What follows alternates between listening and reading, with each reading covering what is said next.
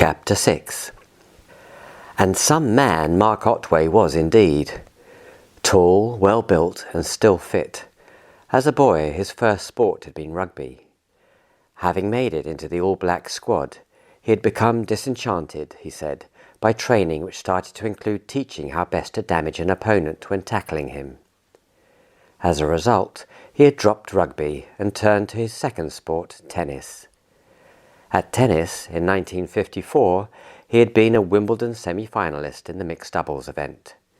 And he had played Davis Cup for 4 years for New Zealand during the years 1954 to 1961.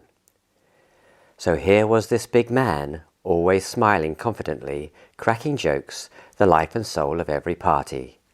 And he now lived in Tring.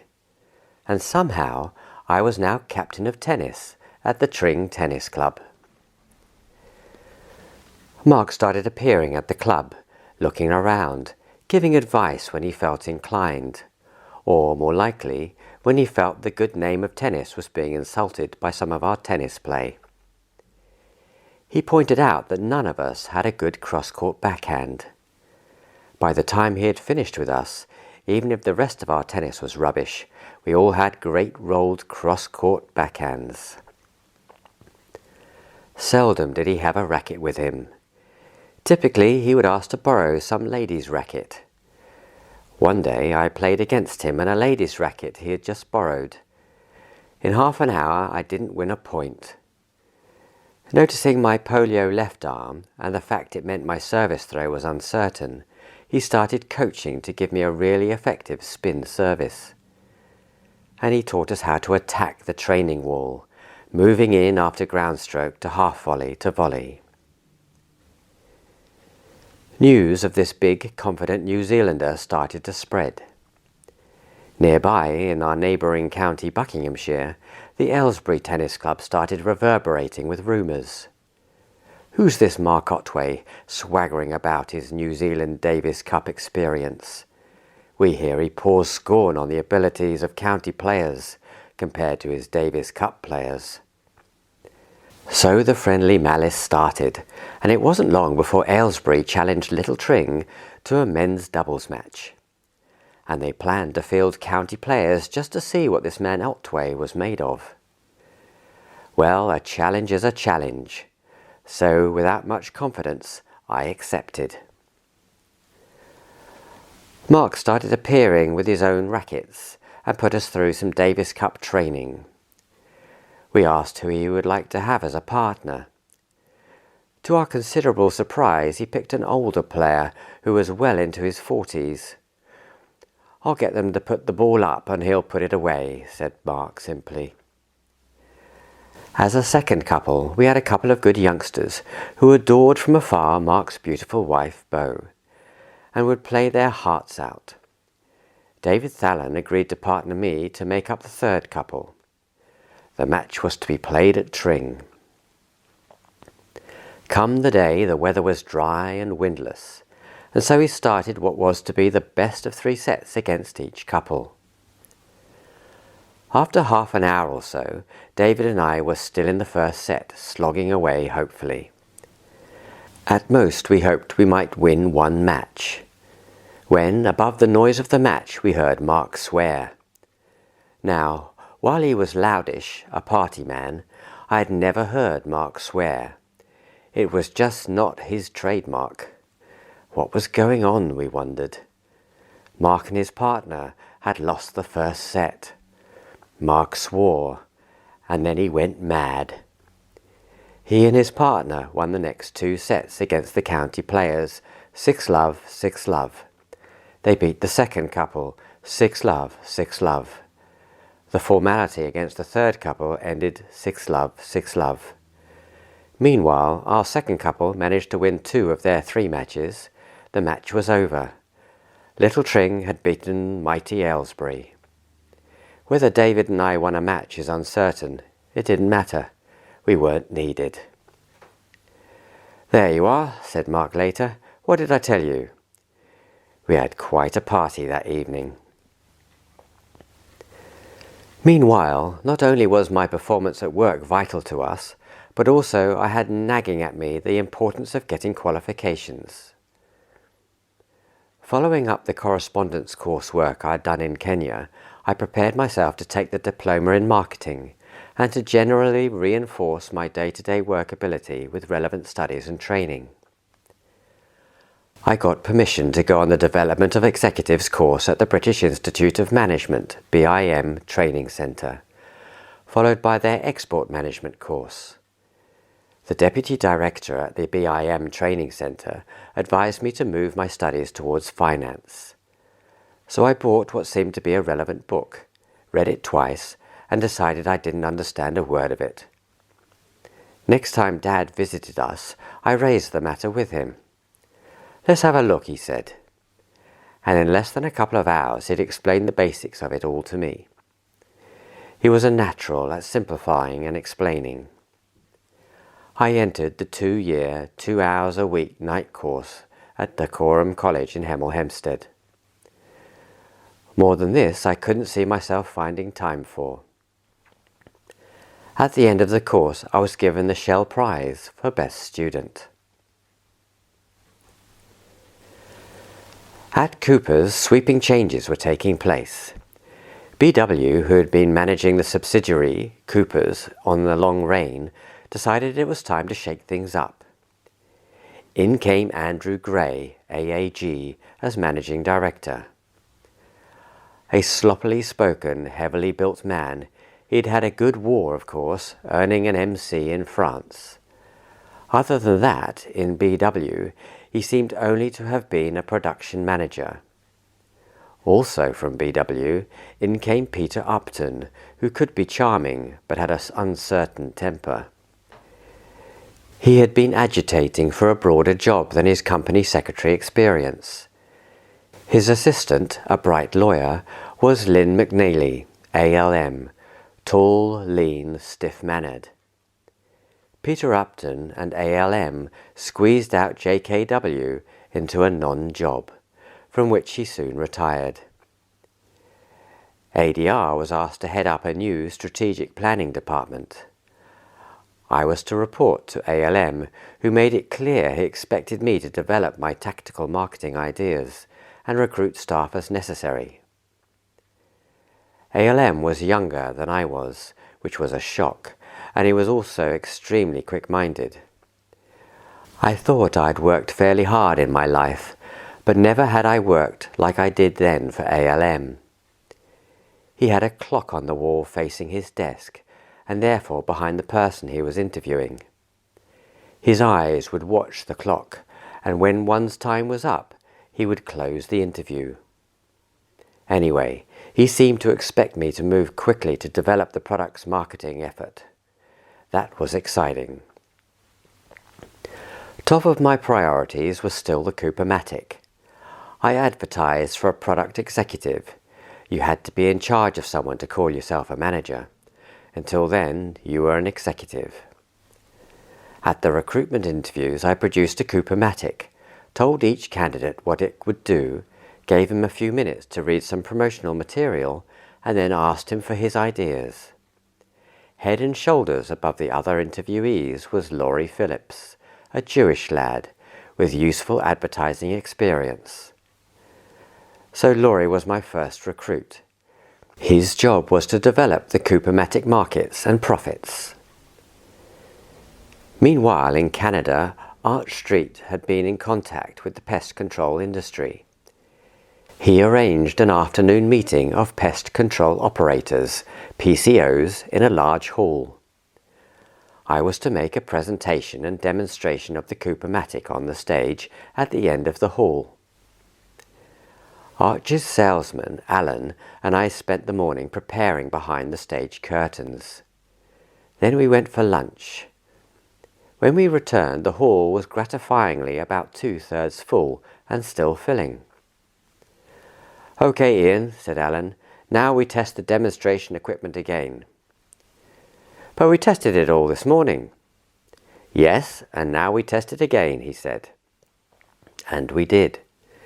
And we found someone had rammed a biscuit into the equipment so it would not have worked. As I made the presentation, I tried to see who was looking disappointed at the lack of mechanical hitches. PCO Abel Wacko's sales manager was enthusiastic. He insisted on driving me hundreds of miles north among the lakes to meet his boss who was incommunicado on holiday. At his holiday cabin, the boss was delighted to have his whiskey interrupted by business, and soon he was preparing to produce results for us. Also at this time, Arch Street's son, who was an enthusiastic sailor, asked to sail out on one of the large lakes. "Okay, I'll go with him and look after him," said I. "I've had experience of sailing." So off we went into the middle of this vast lake. In no time, Archie's son entangled the main sheet around the tiller, and over went the boat. And there we were, swimming in our life jackets. The lake was shallow, so luckily it was already losing its winter cold. Still, I was not laughing. Here am I, with all I've been through, and I'm going to die in the middle of a Canadian lake. Fortunately, Arch had been watching us with binoculars, and he was soon, white-faced, surging up in a motorboat. I loved Canada and Canadians. I dressed in a suit only once, and I felt totally overdressed. Canadians were the most casual dressers I had ever met. And I saw a sign reading, "Please walk on the grass." Where would you see that in England, I asked myself. Rather you'd see "Keep off the grass."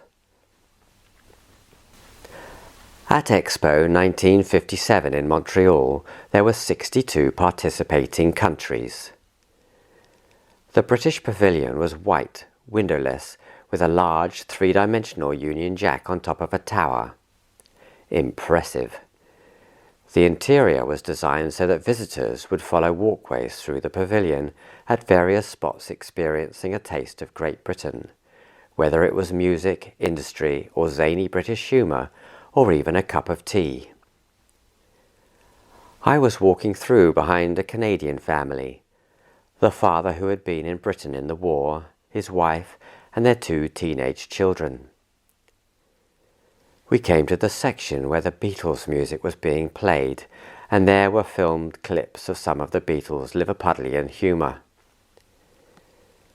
The father just fell about laughing as he recalled his times in England. His wife, mildly astonished, looked at his hysterical outbursts, thought she'd better support him, and laughed without much conviction. The children looked at their parents as if they'd gone mad. They couldn't see anything funny at all to laugh at. Give them Bob Hope, please. These overseas trips had their temptations, of course. I went to an outside coffee bar at my Canadian hotel, sat on a high stool. There were 3 other men, travellers I guessed, at the other end of the bar. In no time a girl was sitting on the stool next to me, explaining what a great time she had had a short while ago with an Englishman with time on his hands. She was quite a looker, with ear dangles, one of which was broken. We talked for a short time, and then I got down and left. As I walked slowly back towards my room past another bar, the barmaid, who had been watching, said, "What's the matter with you? Are you a homo or something?" I looked back to where I'd been talking to the girl. She had gone. There were now only 2 men on their stools at the other end of the bar. Canada is extensive, with no more than 10% of the USA population. Coupomatic work kept me mainly in the eastern provinces, where there were plenty of insect problems, included the dreaded black fly. At one location, a small industry had been built up around a magnetic hill. At the top of this incline hill stood 3 hotels. Visitors were invited to have the experience of a lifetime, which has baffled scientists. It seems there must be some incredible magnetism at the top of the hill. Visitors were asked to bring their cars to the bottom of the incline, face them upwards, stop the engines, take off the brakes. Lo and behold, the cars would be drawn up the incline by this magnetic force.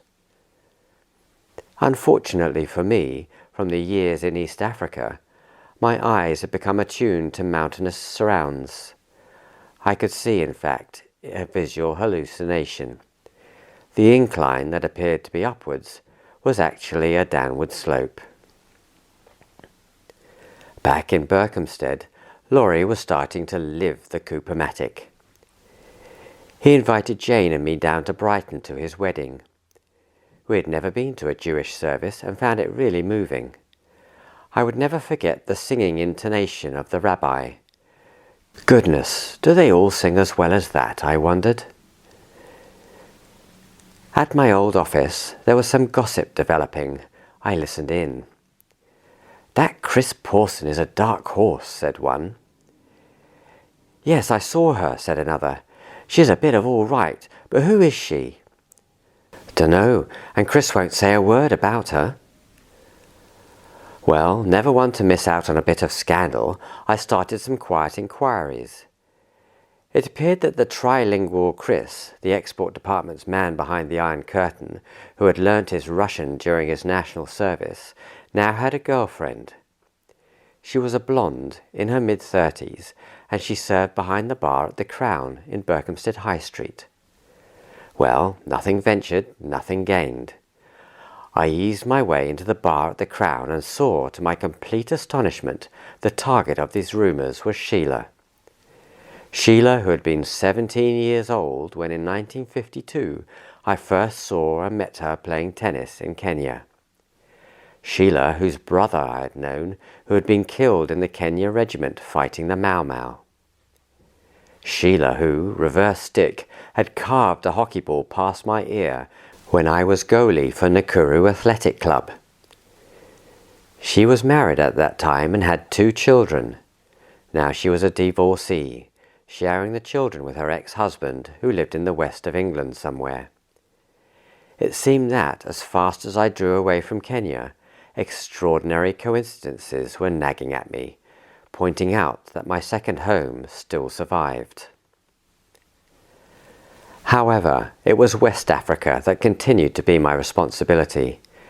It seemed to me the size of the countries, particularly Nigeria, and the tick control potential, was such that it could not be handled progressively from a distance. Coopers needed direct representation, a Cooper man on the spot. MS&J management had talked of Doug Wright, who had worked well with MS&J in West Africa and had then lost his much-loved son from some African disease. He had been buried in Nigeria. Doug had left MS&J, and he and his wife Audrey were now working on their farm smallholding in Kent. I rang Doug and drove down to see him in Sevenoaks. Doug was a short, snub-nosed dynamo of a man. Stockily built, he had a confident, almost aggressive manner, and a voice that had acquired an indefinable accent from somewhere in London, I guessed. A paratrooper in the war, he had been landed in Yugoslavia behind Tito's lines to help the partisans there. His eyes had humorous crinkles around them to back his lively mannerisms. He was a real character. In no time I could sense he was interested in returning to West Africa, so that he and Audrey and their teenage daughter could be for a time near their son again. Doug followed up our meeting by visiting Jane and me in Tring. To our considerable surprise and delight, he pulled up in front of the house at the wheel of an old Rolls-Royce. He had confirmed details of what he was to do for us in West Africa. In no time he had sold his Kent smallholding, and he, Audrey and their daughter had settled amongst the British tin mining community in Jos, northern Nigeria. At 4,000 feet above sea level, most of the time just tended to be cooler than anywhere else in the country.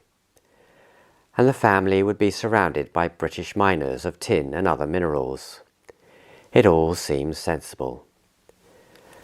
My previous visit to West Africa had lasted 6 weeks, and I was physically and mentally exhausted at the end of it. It was now early January 1966. Thinking over my overseas trips, it seemed to me that 3 weeks was the optimum length in which to get some effective work done, and the maximum for a year should be 12 weeks. I planned a visit to see Doug in Jos and set off in the new British airliner, the VC-10. Coming into Lagos, I noticed how there was quite a jolt when the undercarriage was lowered for landing. It seemed to be the nature of the beast, and we landed quite happily for the short stop on the way to Kano, where Doug was to meet me. As we took off from Lagos, I turned to see my new neighbour and discovered he was one of the few ex-British colonial servants left in newly independent Nigeria. He was working on cereal breeding and development in the north, and he spoke with passion and convincing enthusiasm about his work. He was financing the work himself with some help from the Nigerian government. This emphasized to me the failure of the British decolonizing. We had not ensured that the colonial servants would stay on to help. By contrast, France had guaranteed the contracts of its colonial servants, so that many stayed on, to the great benefit of the African countries concerned. Eventually we approached Kano, and I warned my neighbour there would be a bit of a jolt when the undercarriage was lowered.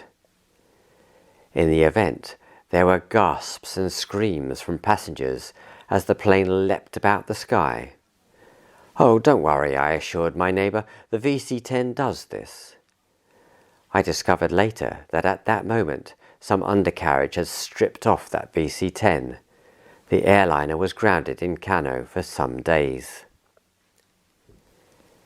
Anyway, Doug had met me and we drove to Jos to see how he was getting on. Typical of a British community, the few hundred miners and their families had settled down to make life as enjoyable as possible. They had built a theatre, and they were due to have a dress rehearsal there of a revue. So I went to this rehearsal, and quality stuff it was. One of the wives had been a tiller girl in her younger days, and she trained the high-stepping chorus. A star of the revue was one of the Irish miners. He had been a professional tumbler in a Dublin theatre. So we enjoyed the spectacle. And a Welsh miner advised me I should be holidaying in Wales in the summer. Anywhere on the coast up to 50 miles north or south of Barmouth, he said. Wonderful uncluttered beaches all the way. A few days later, life changed dramatically. For no apparent reason, road barriers had been put up everywhere. We were marooned, cut off from the rest of the world. Abubakar Tafawa Balewa, the Prime Minister, had been assassinated. Chills ran down our spines. Summoned to the theatre, there we were addressed by the senior member of the community. "Keep calm, remember we are British," he said sternly. "I have it on the highest authority that a British aircraft carrier is on the way, with SAS commandos on board." Yeah, I thought. Doug and I talked long about what we should do. Doug advised we had 3 alternatives if things got nasty. If the Muslims turned against all non-Muslims, 1, we could go to a nearby friendly emir, if we could find one, and ask for asylum. 2, drive straight across the northern boundary into Niger or Chad and try to sit it out there. 3, try to drive through eastern Nigeria into the Cameroons. Audrey and their daughter were amazingly resourceful. They relied on Doug and me and the Almighty to come up with the right answer to save us all. In the event, after a few days, the road barriers came down and Doug drove me down to Lagos. From there I flew home. Back home, AAG had sent a manager round to Jane to tell her Coopers were keeping an eye on things. A year later, Nigeria's bloody civil war broke out. It was the Easterners, the Ibos, who had all the potential oil wealth versus the rest. It lasted 3 years, 1967 to 1970.